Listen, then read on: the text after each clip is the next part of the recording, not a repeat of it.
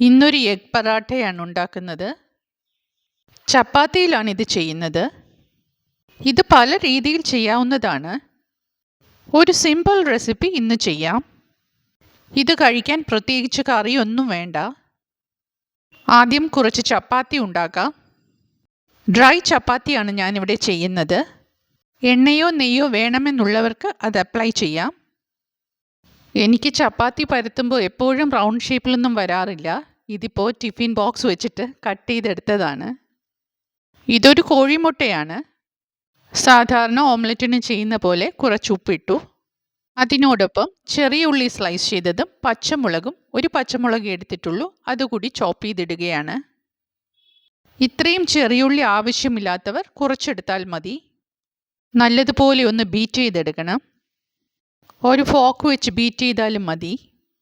ഞാനിവിടെ കുറച്ച് സവാള നീളത്തിൽ സ്ലൈസ് ചെയ്തെടുത്തിട്ടുണ്ട്. അതിനോടൊപ്പം നല്ല റെഡ് കളറിലെ ടൊമാറ്റോ പൾപ്പൊക്കെ റിമൂവ് ചെയ്തതിന് ശേഷം കട്ടി കുറച്ച് നീളത്തിൽ സ്ലൈസ് ചെയ്തെടുക്കണം. സവാളയും ടൊമാറ്റോയും നീളത്തിൽ കട്ടി കുറച്ചാണ് സ്ലൈസ് ചെയ്തെടുക്കേണ്ടത്. സവാളയിൽ ഒരു പിഞ്ച് ഉപ്പിടണം, കൂടുതൽ പാടില്ല. ഒരു 1/4 ടീസ്പൂൺ വിനീഗറും ചേർക്കണം. അതിനുശേഷം സവാള കൈകൊണ്ട് നല്ലതുപോലെ മിക്സ് ചെയ്യണം.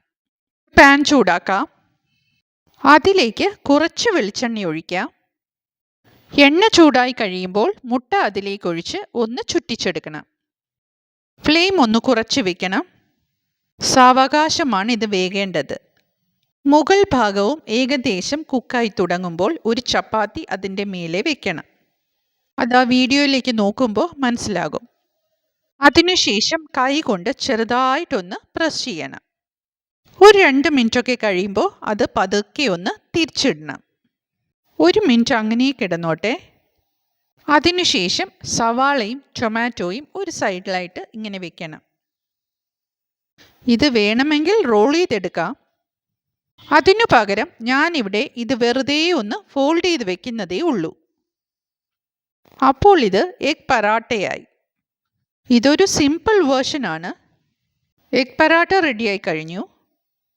ഈ വീഡിയോ നിങ്ങൾക്ക് ഇഷ്ടമായിട്ടുണ്ടെങ്കിൽ ലൈക്ക് ചെയ്ത്, സബ്സ്ക്രൈബ് ചെയ്ത്, ഷെയർ ചെയ്ത് സപ്പോർട്ട് ചെയ്യണം കേട്ടോ.